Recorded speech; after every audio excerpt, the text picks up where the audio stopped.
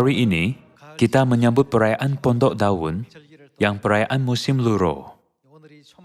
Saya berdoa agar melalui perayaan Pondok Daun ini, kita akan menerima berkat hujan Roh Kudus akhir musim yang diberikan oleh Bapa dan Ibu, dan banyak menuai buah yang baik, serta buah pekerja Injil.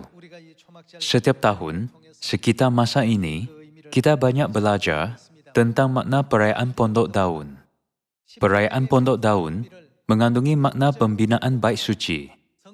Di sinilah kedua-dua loh batu 10 hukum yang diberikan oleh Tuhan dapat disimpan secara kekal. Dari sudut pandangan rohani, tubuh kita ialah bait suci Kristus. Selanjutnya, Yesus Kristus berkata bahawa Dia ialah bait suci. Oleh itu, perayaan Pondok Daun mengandungi makna rohani, cepat mencari dan mengumpulkan saudara-saudari yang hilang, yaitu bahan-bahan bait suci. Inilah perayaan apabila Tuhan memberi kita berkat syurgawi, hujan Roh Kudus pada akhir musim yang melimpah. Apabila melihat banyak peristiwa ramalan berlaku, tidakkah kita semua dapat berasa bahawa kerajaan syurga sudah dekat? Jika masih ada ahli keluarga, kawan dan kenalan yang belum kita injilkan, kita harus cuba sedaya upaya untuk menyebarkan berita baik Tuhan kepada mereka. Tidak seperti masa lalu, saya telah menerima berita baik setiap hari bahawa banyak orang membuka telinga mereka. Ini mungkin kerana kita berada di tengah-tengah COVID-19. Ini berlaku di seluruh dunia. Sama ada di sini atau di luar negara, Tuhan selalu membuka jalan, asalkan kita mempunyai minda yang bersedia untuk menginjil.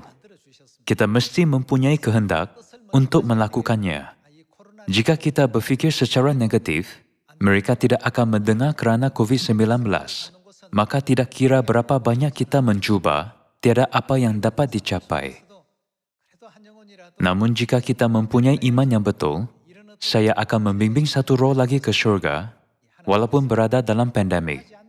Tuhan akan membenarkan kita membimbing ahli keluarga, kenalan, dan kawan kita yang pernah menolak kebenaran atau belum memahami kebenaran dengan betul kepada kebenaran. Saya mendengar banyak berita baik bahawa inilah yang sebenarnya berlaku sekarang.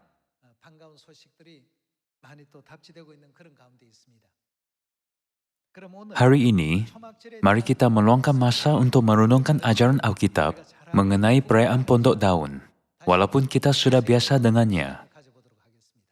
Mari kita lihat firman Tuhan dalam buku Imamat, bab 23 ayat 33. Tuhan berfirman kepada Musa, "Katakanlah kepada orang Israel begini, pada hari yang ke-15 bulan yang ke-7 itu, ada hari raya Pondok Daun bagi Tuhan 7 hari lamanya. Hari ini ialah hari ke-15 bulan ke-7, mengikut kalender suci, perayaan Pondok Daun. 7 hari lamanya, pada hari yang pertama haruslah ada pertemuan kudus. Janganlah kamu melakukan sesuatu pekerjaan berat.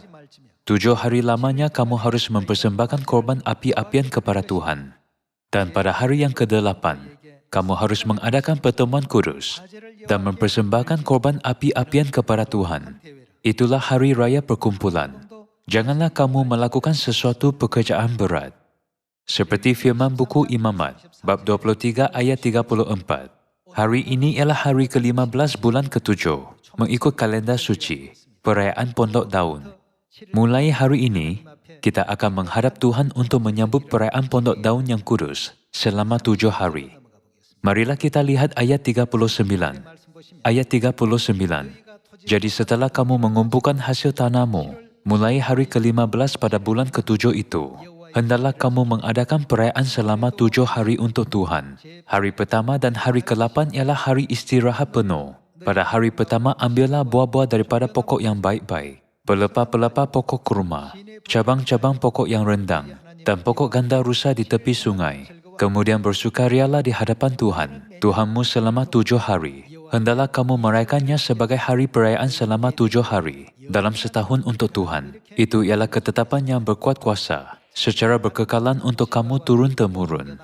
Mereka mengambil buah-buah daripada pokok yang baik, pelepah pokok kurma, cabang pokok yang rendang, dan pokok ganda rusa, kemudian meletakkannya di bait Tuhan atau di atas bumbung mereka. Perayaan pondok daun adalah perayaan apabila mereka membuat pondok-pondok daun seperti ini dan bersukaria di hadapan Tuhan selama seminggu. Tuhan menyuruh kita untuk memperingati perayaan ini dengan mengadakan perhimpunan suci. Mari kita lihat buku Keluaran, bab 35 ayat 4. Pada hari ke-10 bulan ke-7, hari pengampunan dosa, Musa turun dari gunung dengan 2 loh batu dengan 10 hukum tertulis di atasnya.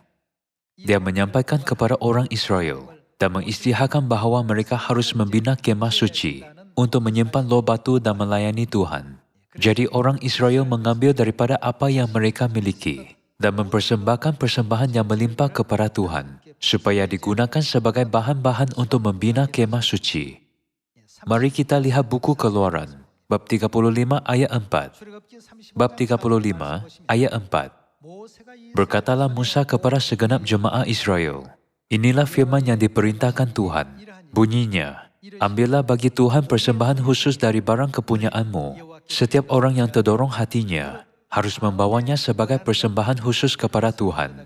Emas, perak, tembaga, kain ungu tua, kain ungu muda, kain kermizi, lenan halus, bulu kambing, kulit domba jantan yang diwarnai merah, kulit-kulit lumba-lumba, kayu penaga, minyak untuk penerangan, rempah-rempah untuk minyak urapan, dan untuk ukupan dari wangi-wangian, permata krisopras, dan permata tatahan untuk baju efod, dan untuk tutup dada. Dengan cara ini, Musa menyampaikan kehendak Tuhan kepada orang, dan orang diampuni atas semua dosa dan pelanggaran mereka. Mereka membawa bahan-bahan untuk membina kemah suci kepada Tuhan dengan sukacita. Di sini, ayat 5, tentang mempersembahkan persembahan kudus kepada Tuhan, Tuhan memerintah setiap orang yang terdorong hatinya harus membawanya kepada Tuhan. Jadi orang mempersembahkan banyak persembahan kepada Tuhan selama seminggu. Orang yang membawa persembahan itu ialah orang yang tergerak hatinya dan orang yang terdorong jiwanya.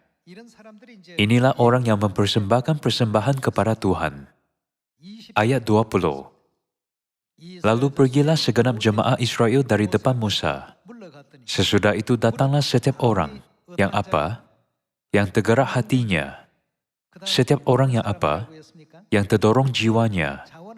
Membawa persembahan khusus kepada Tuhan untuk pekerjaan melengkapi kemah pertemuan dan untuk segala ibadah di dalamnya dan untuk pakaian kudus itu.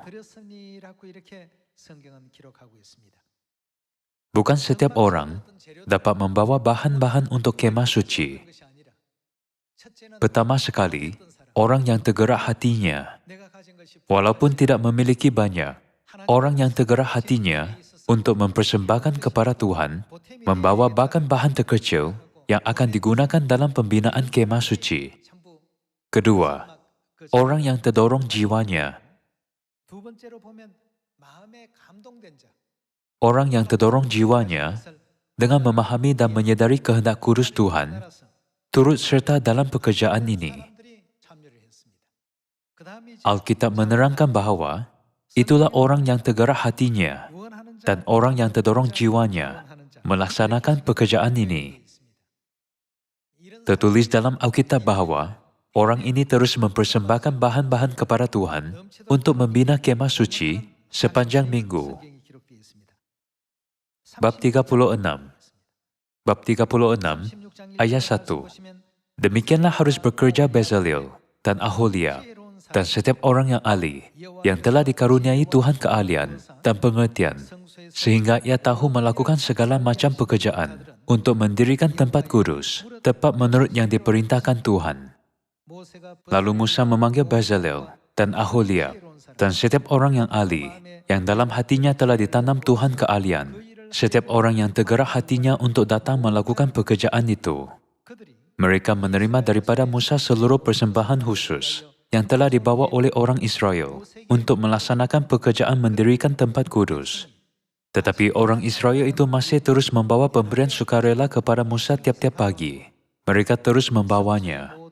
Dan segala orang ahli yang melakukan seluruh pekerjaan untuk tempat kudus itu, datanglah masing-masing dari pekerjaan yang dilakukannya dan berkata kepada Musa, rakyat membawa lebih banyak dari yang diperlukan untuk mengerjakan pekerjaan yang diperintahkan Tuhan untuk dilakukan. Lalu Musa memerintahkan supaya dimaklumkan di mana-mana di perkemahan itu.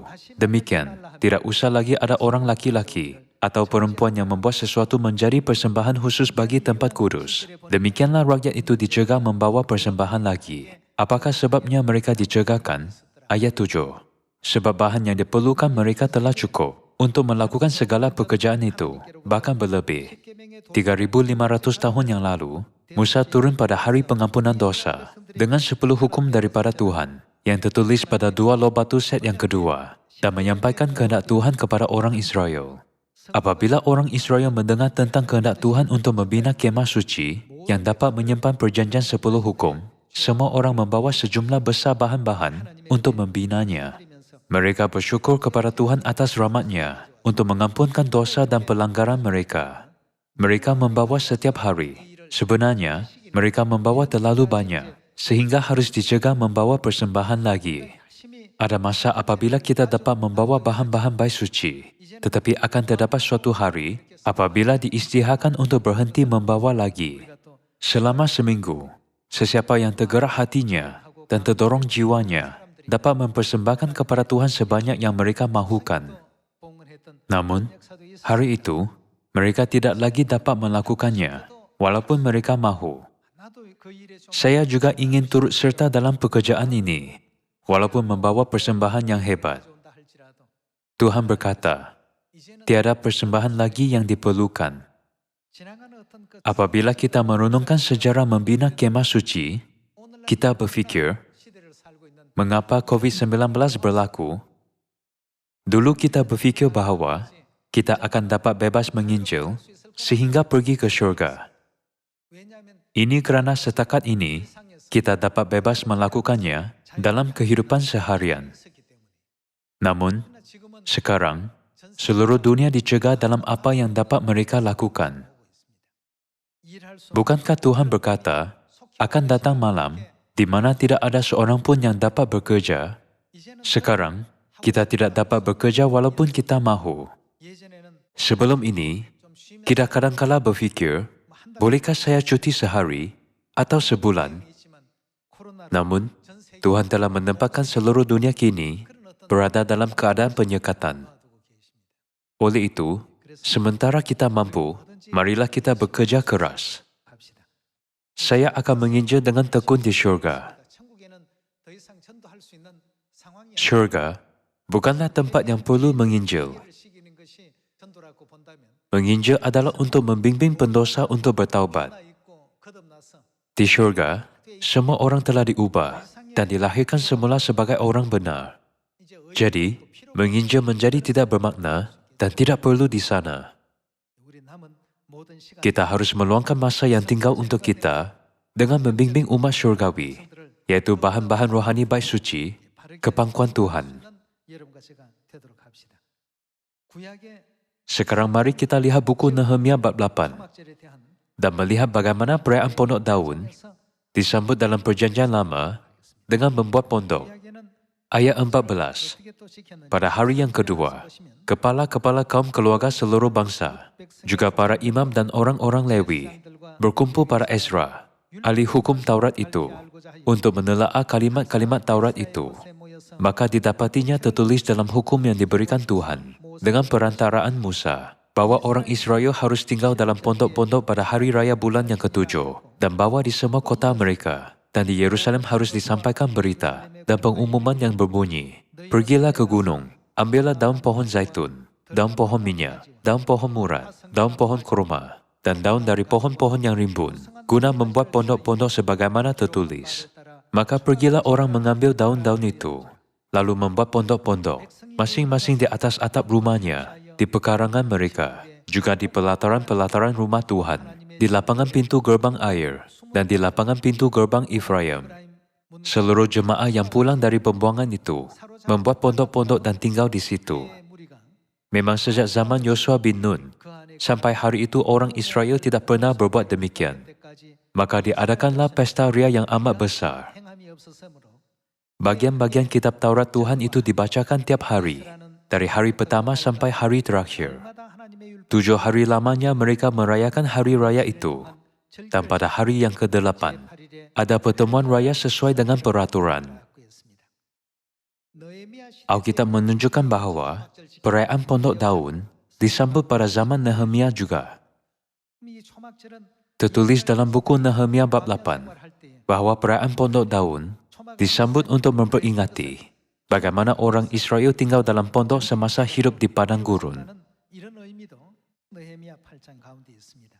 Apakah makna di sebalik merayakan perayaan Pondok Daun menggunakan pelbagai jenis pokok seperti pelepah pokok kurma, cabang pokok yang rendang, daun pokok zaitun, daun pokok minyak, dan daun pokok murad,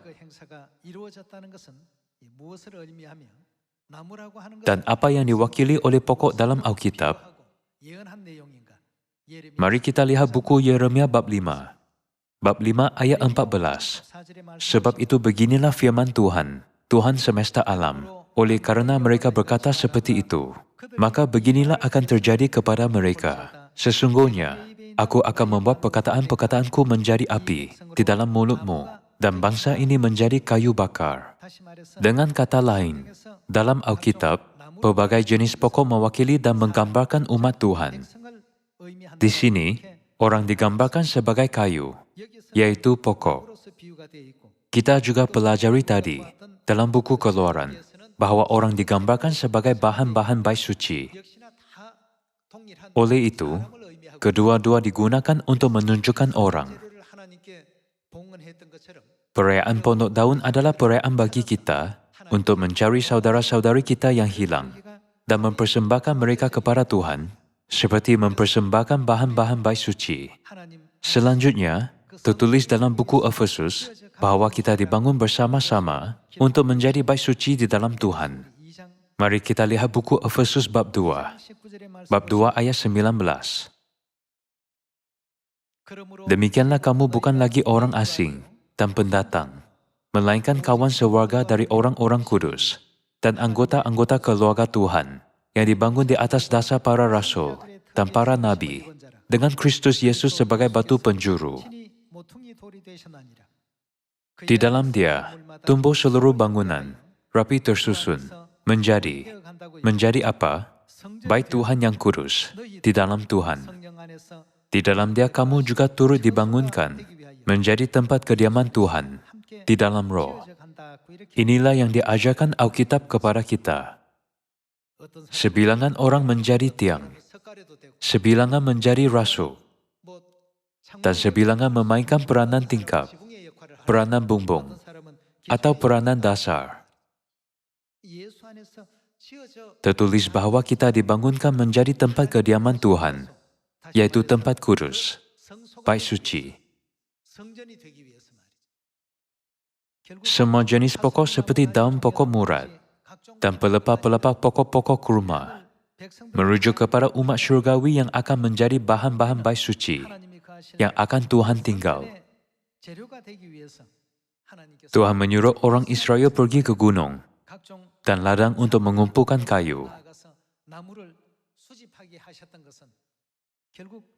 Ini adalah ramalan bahwa umat syurgawi akan dikumpulkan dari seluruh dunia untuk menjadi tiang dan pelbagai bahan lain untuk bait suci Yerusalem yang kudus.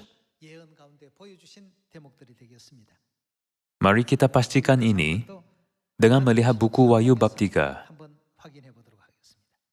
Mari kita baca dari bab 3, ayat 10.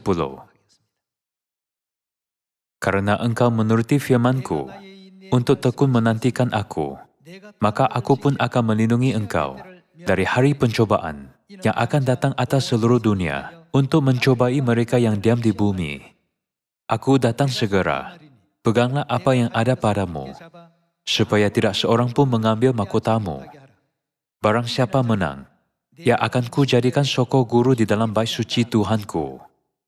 Dalam buku Efesus bab 2, tertulis bahwa kita dibangunkan menjadi tempat kediaman Tuhan, yaitu bait suci. Buku Wahyu bab 3 ayat 12 juga tertulis, barang siapa menang, ia akan kujadikan sokor guru di dalam bait suci Tuhanku, dan ia tidak akan keluar lagi dari situ. Dan padanya akan kutuliskan nama Tuhanku, nama kota Tuhanku, yaitu Yerusalem baru, yang turun dari surga dari Tuhanku, dan namaku yang baru. Siapa bertelinga, hendaklah ia mendengarkan apa yang dikatakan Roh kepada jemaat-jemaat. Di sini juga, barang siapa menang, ia akan kujadikan sokor guru di dalam bait suci Tuhanku. Bukankah tiang di dalam bait suci bermaksud satu bahan yang digunakan di dalam bait suci? Kita semua adalah bahan bait suci. Tuhan menerangkan bahwa semua ahli keluarga Sion berada dalam proses untuk dibangunkan menjadi tempat kediaman Tuhan, bait suci Tuhan. 3.500 tahun yang lalu, pada zaman Musa, untuk mengikut arahan Tuhan dengan membina kemah suci, untuk meletakkan dua loh batu perjanjian Tuhan yang kudus selamanya, semua orang bertaubat dahulu.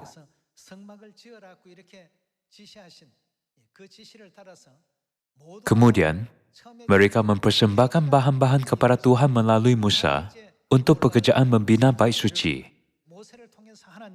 Orang seperti Aholiab berusaha sedaya upaya untuk membuat sesuatu seperti efod dan apa-apa yang diperlukan untuk bait suci Tuhan.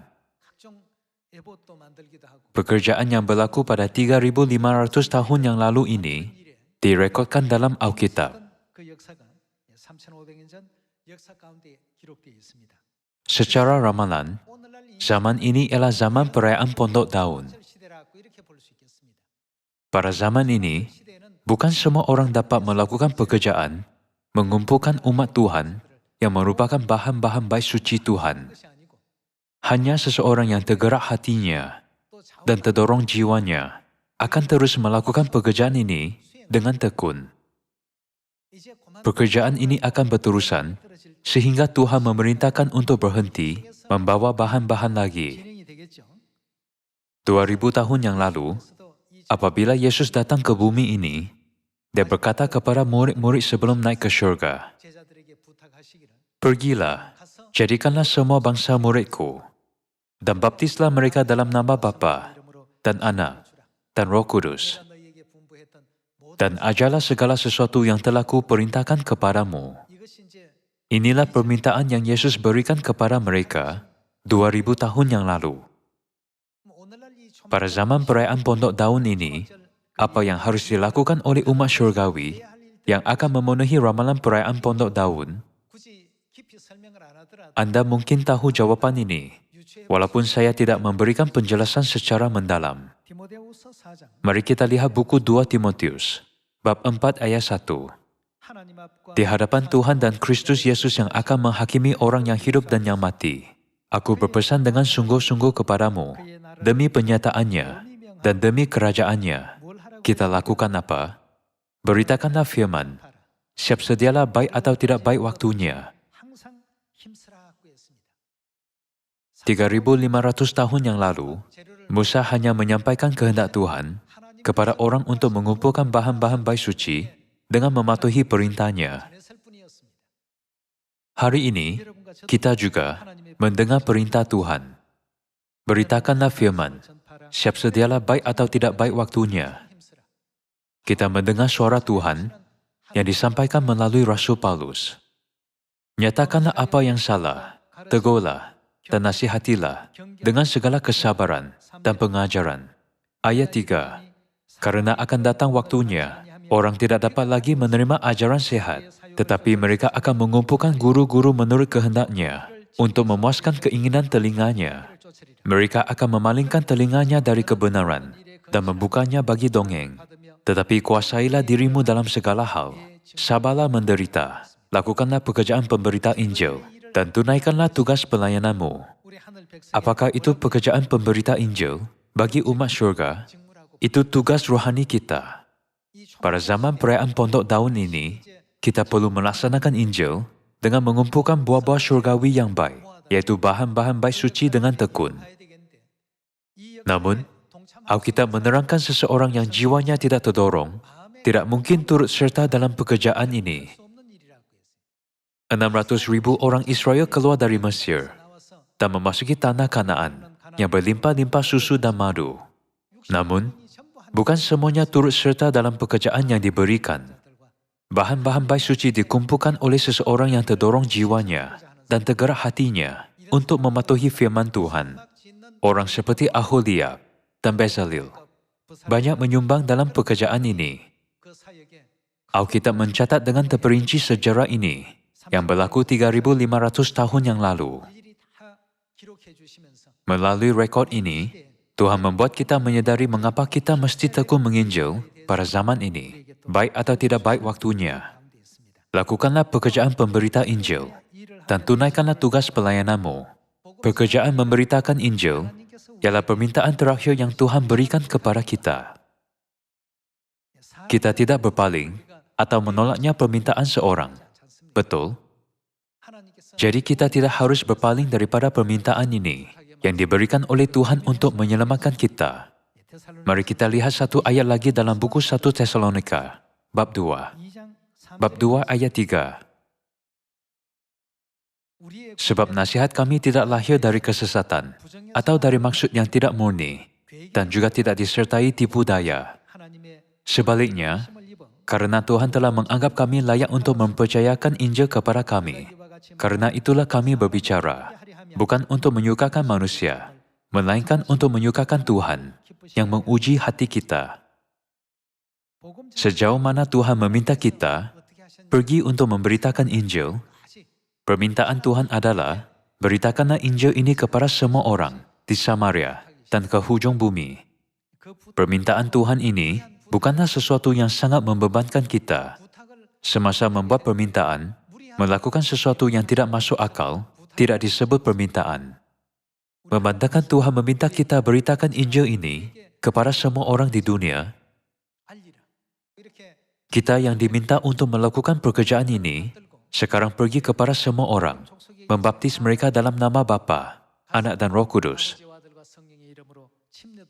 Kita membiarkan mereka tahu kehendak Tuhan, supaya mereka dapat mematuhi dan mentaati semua kebenaran perjanjian baru yang diperintahkan Tuhan. Pasti ada orang di sekeliling kita belum pernah mendengar berita baik, Injil ini. Marilah kita menginjil kepada mereka melalui perayaan Pondok Daun ini. Kita tidak harus menyambut perayaan Pondok Daun ini tanpa perubahan dalam hati atau rela hati untuk bertindak berdasarkan firman Tuhan. Sebaliknya, bagi tahun ini, melalui perayaan ini, marilah kita berkenan kepada Tuhan dengan meletakkan segenap hati dan jiwa kita dalam pekerjaan menuai buah-buah yang banyak dan membimbing banyak buah yang baik ke syurga. Dengan ini, saya ingin tamatkan khutbah hari ini. Mari kita menjadi ahli keluarga Sion, akan banyak menerima berkat melalui perayaan ini. Sekian, terima kasih.